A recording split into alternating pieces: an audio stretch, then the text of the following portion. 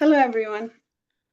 I'm Leila Iskandar, and welcome to the Step Magazine interview. Today, I'm excited to be speaking with Mr. Tom Kmiec, who is a well-established member of the parliament and a good friend to the Kurdish community.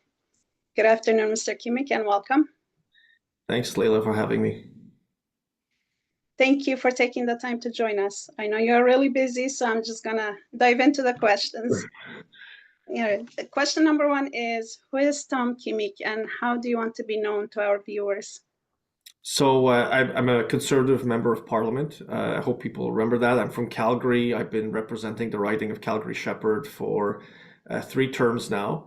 And in terms of how to be known to your viewers, yeah, I'm just an advocate for the just common sense immigration policies and, showcasing what the Conservative movement and the Conservative Party can offer to Canadian citizens and just having more common sense in our government. Of course. What motivated you to become an MP? I mean, with your education and work background, working in financial services sector, for instance, why politics and what experiences have shaped how you serve your constituents? Sure. So I like a big motivator for me was back in 2014, the Electoral Boundaries Commission had announced that it was splitting the old riding of Calgary Southeast. And I ran, like a big reason I ran was Stephen Harper was Prime Minister at the time. I thought he did a terrific job over 9 years as a Conservative Prime Minister. So I wanted to be part of the team to continue that work and just continue to improve the economy, more jobs, more opportunities for young people. At the time I was 34, but I also had kids. My 3 living kids have a rare kidney condition called Alport syndrome. Sorry to hear that. Yeah, and so I ran because I wanted to fix the approval system for that particular condition, but for all rare disease conditions, and I've been trying to advocate for that quite a bit. So that's a big focus area for me as well. You are known as the MP who represents the concerns of his constituents passionately. So how do you plan to support the Kurdish community, both in Canada and abroad? And how can the Conservative Party better address the issues impacting them? Yeah, so I focus on Kurds in Canada, so Canadians who are of Kurdish heritage, whether they're from Rojava or Rojava or Bashur or Bakur, it really doesn't matter to me. Whether they speak Sorani or Kermanji or Zaza or Badini. There's a bunch of other dialects I'm sure I've forgotten.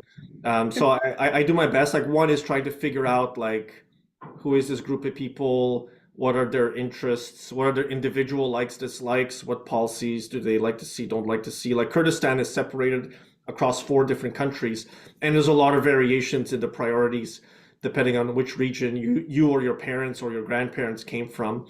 And in Canada, it's a much growing community. I mean, when I started 9 years ago, was Ali Waisi, who's a friend of mine from Calgary, from the Waisi family who fled across the border during the Iran-Iraq war.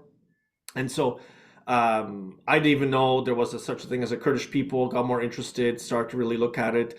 And in Canada, I think it's a lot of the same stories of integration as a lot of newcomers, which is learning language, having your credentials recognized, finding an occupation or job so you can provide for your family, and then providing for the next generation so they have an opportunity also. And in Canada, what I've tried to do is in individual cases of like well-known Kurds abroad, to bring up their cases as these are cases where their human rights weren't respected, their democratic rights weren't respected, to provide a connection point for parliament to parliament. So the Kurdish parliament in northern Iraq to have a connection point into the Parliament of Canada. So I founded, along with other members of Parliament, the Parliamentary Friends of the Kurds. And it's an access point. In my writing, I always joke, as far as I know right now, I don't have anyone of Kurdish heritage who lives there. So there are no votes for me to win. I just do this personally because I made a promise to a friend, and I made a lot of friends in the Kurdish community across Canada since then. So they're my friends and they're Canadians, and I want to advocate for things that are of interest to them. Well, thank you for advocating for us. Welcome.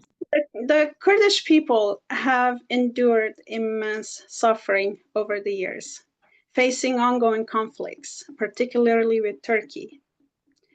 Why hasn't Canada taken a more active role in helping to resolve these conflicts? How long do we have? Do we have an hour to go through all the issue problems? You gave me 15 minutes. Yeah, it's a big question. Like Canada diplomatically in the region over the past 9 years has really gone backwards. We have lost a lot of the respect we used to have amongst foreign governments and influence as well. I saw that firsthand when I was in Bashur last year, actually 2 years ago now.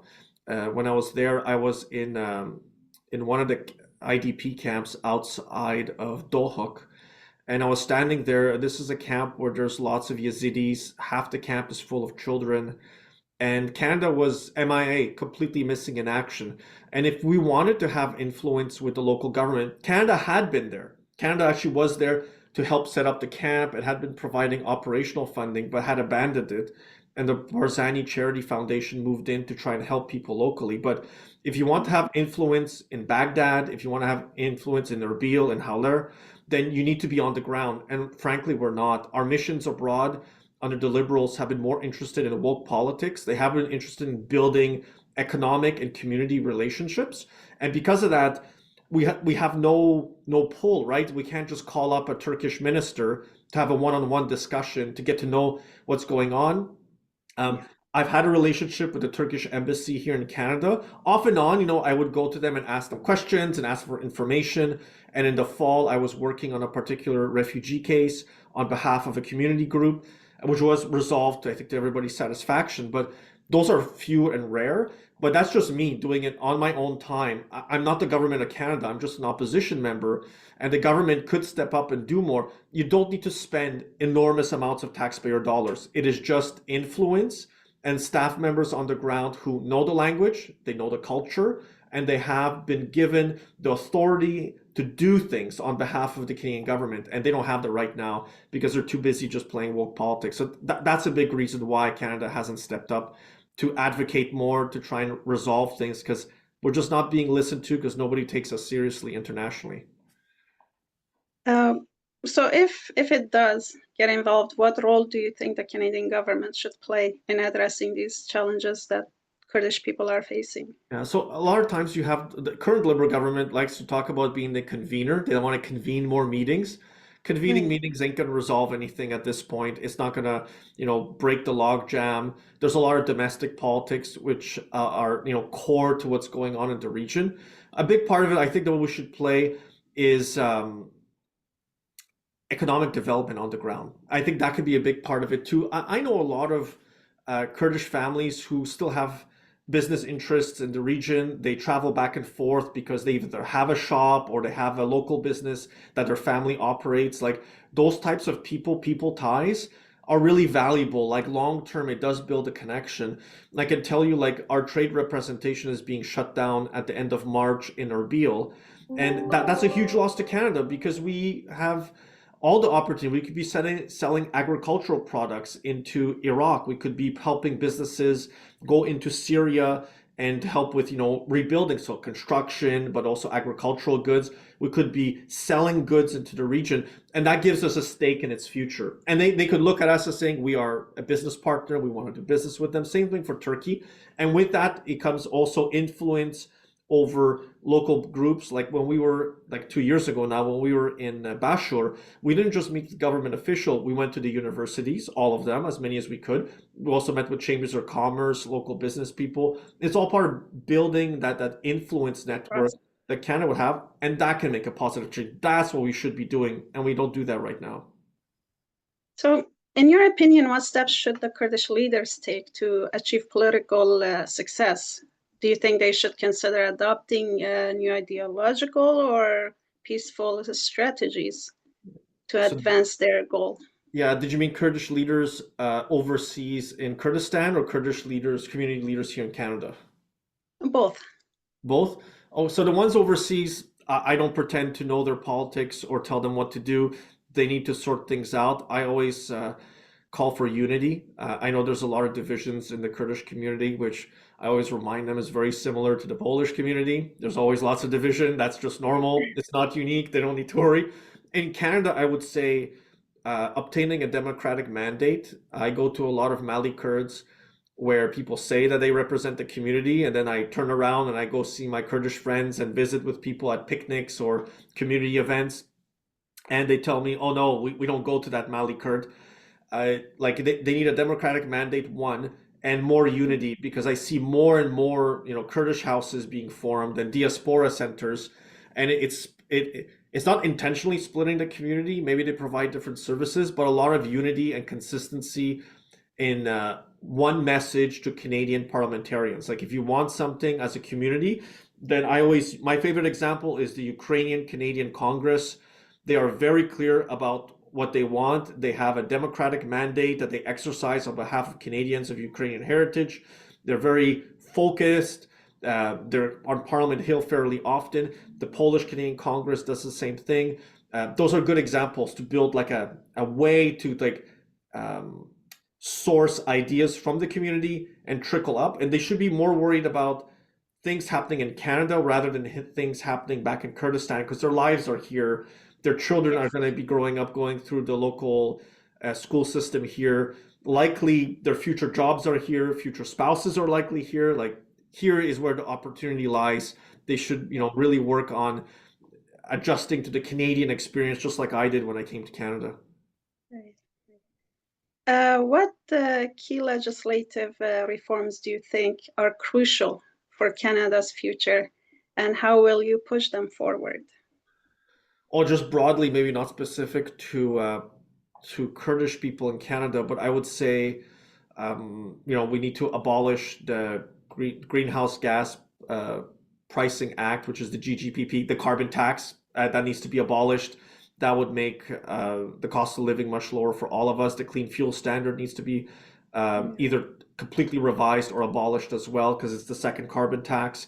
We need to reintroduce the piece of legislation that the Conservative leader Pierre Poilievre had, that I co-sponsored, which is the Building Homes Not Bureaucracy Act, to get more homes built. Like a lot of Kurdish families I know, they're multi-generational families, but they're also struggling with finding appropriate housings. Vancouver, Tri-City, Toronto, it's a big problem. And then having tougher criminal legislation in place to deal with organized crime, people who are doing fentanyl smuggling, and especially in places like British Columbia, we need to crack down on these cartels and organized criminals. And so people who are kingpins, who traffic fentanyl, and who are involved in the production and organizing criminal networks, they should get life sentences when they're convicted of doing it. I mean, they're responsible for the deaths of almost 50,000 Canadians last year, or 47,000. That's a really big deal. That is more Canadians dead in 1 year. Regardless of your country of origin, where you're from, that is more than I think we lost in entire world wars. That is a really big deal, and we need to go after it. Yeah. That's the agenda, yeah. In an increasingly polarized political climate, how do you plan to build a meaningful partnership across party lines to create tangible change for Canadians? The example I give is actually the Parliamentary Friends of the Kurds group. I have, when we founded it, we had a member of the NDP, we had Liberals on board, we had Bloc Québécois. It's an all-party group. I will say it's mostly conservatives who actively participate, but all parties are free to join, free to participate. When we did the parliamentary delegation to Bashur, all parties were represented. Oh, sorry, all parties were invited. Not all parties were present. The NDP chose not to participate, but the Bloc Québécois was there. There was a member of the Liberal Party there as well. So, like, that's an example. I'm a big believer in, especially for diplomacy on behalf of the Canadian people, it has to be an all-party exercise. It's been done before. It can be done again. I have a proven record of doing it. We can depoliticize things when we're representing the Canadian state overseas. And at home, it's always going to be partisan. We have a parliamentary system for a reason. It's meant to be a conflict between different sides coming together and disagreeing vociferously, and to get to the best final kind of decision about what should be done going forward. It does not look pretty. It's a lot of arguing publicly, privately, but that's the way a parliamentary system has to work. Of course, and of course, unity is one big thing. Yeah. You have constantly spoken on issues surrounding immigration and have pushed to improve the system. how do you think Canada's current economic situation is influencing immigration policies? And what impact does this have on new immigrants? So, like, a couple of things. The Liberals, the NDP and the Liberals, because they basically work together on this, they've broken the immigration system in Canada. They've broken the immigration consensus, which in my living memory, it hasn't been this bad in terms of polling since the late 1990s, where the vast majority of Canadians don't support immigration anymore. They don't think it's a net good thing. And for immigrants like me, that's terrible. Like that is unusual, because I never thought it would happen within my like living memory of being active in politics, that most Canadians would say immigration is not a net benefit to Canada, where even like a 2/3 majority of newcomers, of like Canadians who are not born here or people who just arrived to Canada, also don't think that immigration is a good thing. So how does the economy affect, you know, the immigration policies? Well, you've seen the Liberals reduced permanent immigration by 1/5, about 21% just a few months ago. And going forward, they've capped the international student program after letting it completely get out of control. What we conservatives want to do, we want to introduce a national formula that will include temporary and permanent immigration. That the formula will be completely objective. Doesn't matter what part of the world you come from. It'll basically be healthcare plus housing plus jobs will equal a number. And that's the total number of people that will be allowed to enter the country in any 1 year. There are lots of people in the country right now on a temporary resident permit. They're either on a work permit, a study permit, or they're on a combination of the two, or they're asylum claimants. So we'll have a total number for all of it. You know, what the Liberals did is they allowed lots of people to enter the country, millions, but they didn't increase the permanent residence spots. So lots of people are competing for fewer spots to stay here permanently, and not everybody will get to stay. The Liberals never said that before. They just admitted to it about 3 months ago in their new immigration levels plan. They expect net 900,000 people to leave the country, but they have zero plans to get it done by the end of 2026. That, you know, how you get it done is really important. I've questioned the minister repeatedly. I asked him publicly, privately. He's never disclosed how exactly this will happen. He just thinks hope is enough. It's not enough. And we see the unemployment rate ticking up. We see a potential tariff war with the United States. You know, today they've announced more tariffs. It's Monday, January 10th, tariffs on steel and aluminum again. All of those things will cost jobs in Canada. I don't trust the Liberal government. I don't trust Justin Trudeau. I don't trust Mark Carney, who's basically Trudeau 2.0, with, you know, a nicer CV, but the same failed policies of the last 9 years. So that's going to affect immigration, because immigration will have to come down. There's just no other way around it. But there's a way to do it that is compassionate and objective. We still need people to fill certain labor market needs. And I think express entry, prioritizing people who have the skill sets that we need, who've been working in Canada legally for a long time, those should be prioritized as well. So there's a way out of it to fix the immigration system. We had a working immigration system 9 years ago that prioritized the economy and employment. It has to go back to that. Definitely. What legacy do you hope to leave as a public servant? And what message would you share with the Step Magazine audience about the future of Canadian politics, particularly in relations to the Kurdish community? Okay, so that's a big question. I'll make it specific to the Kurdish community. So one is my hope is when my time is done in politics, and that is up to my constituents to decide when that time has come. One would be that the Parliamentary Friends of the Kurds continues to exist. That it's like a just like the parliamentary group that is for Italians, Germans, French. Like we have these friendship associations with a whole bunch of different countries. I hope the one for the Kurdish people continues like we have for the Tibetans long after I'm gone. So that would be one. Two, I hope to see more Kurdish people, so Canadians of Kurdish heritage, on Parliament Hill as staff members. There's been a few who've worked for me, but they've worked for other offices as well. So it becomes more common to see them participate. You know, when they see their names on an email, sometimes I can tell, like, that's a Kurdish person just by the name. I can tell if they're like a Zaho or an Arjin. I'm like, I know that's Kurdish instantaneously. So more of that.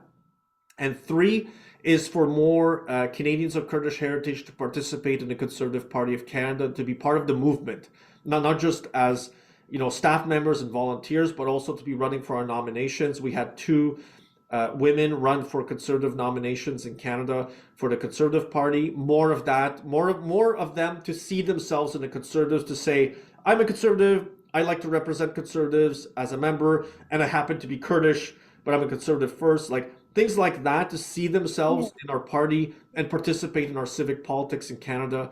That would be great, because also typically they speak the language, would be fantastic too, because it does make a difference. It does help. So as a legacy, I think that would be it. That's what I'd like to see. It's a good one. To make Canada great again, we have to all come together and unite and start Canada working first. hard. Yeah, absolutely. Canada first. Absolutely. Yes. Thank you so much. I really appreciate that you took the time to do this for us. And that's it. Those were my questions. Thank you, Leila. No, I appreciate the time. Thanks for the questions. Happy to do it. Happy to help you all. Thank you so much. All right. Take care. Okay, take care. Thank you.